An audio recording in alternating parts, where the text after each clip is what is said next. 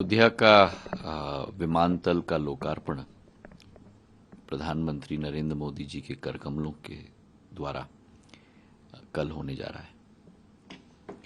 ये केवल अयोध्या के लिए एक महत्वपूर्ण तिथि नहीं है, केवल उत्तर प्रदेश के लिए महत्वपूर्ण तिथि नहीं है, केवल संपूर्ण भारतवर्ष के लिए महत्वपूर्ण तिथि नहीं है, लेकिन ये अतिशयोक्ति नहीं होगी अगर मैं कहूं कि संपूर्ण विश्व के लिए एक महत्वपूर्ण तिथि है।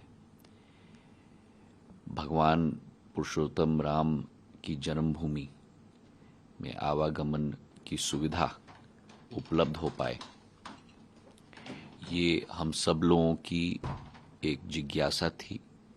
प्रधानमंत्री जी का एक स्वयं का एक संकल्प था कि अति आधुनिक एयरपोर्ट, रेलवे स्टेशन, सभी आवागमन की सुविधा अयोध्या में पर्याप्त मात्रा में स्थापित होनी चाहिए।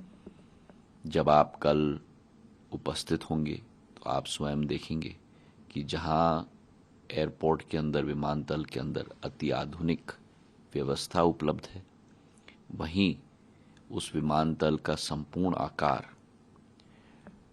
पुरानी वस्तुकला, पुरानी मंदिर की संस्कृति, मंदिर का आर्किटेक्चर के आधार पर पूर्ण रूप से किया गया है। अंदर के द्वार में और संपूर्ण अंदरूनी क्षेत्र में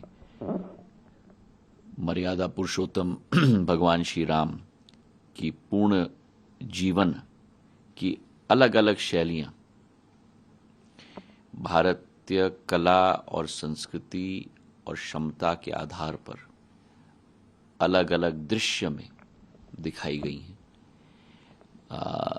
पट्टीचित्र के आधार पर, राजा रवि वर्मा जी के आधार पर, और यही एक सोच, विचारधारा और आदेश प्रधानमंत्री जी का स्वतः सदैव रहा है कि अति आधुनिक व्यवस्था हो, लेकिन भारत के हर एक कोने में भारत की प्राचीन संस्कृति, भारत की प्राचीन वैभव, भारत की प्राचीन आध्यात्मिक शक्ति का स्वरूप हर एक हवाई अड्डे पे दिखे।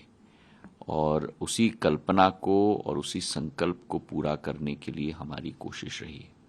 एक ही है और वो है प्रधानमंत्री जी का संकल्प, प्रधानमंत्री जी का स्पष्ट सोच है, विचारधारा है, संकल्प है और क्रियान्वयन की शक्ति है कि भारत जिस मोड़ पर 2014 पे था, भारत को विश्व गुरु के रूप में हमें स्थापित करना है।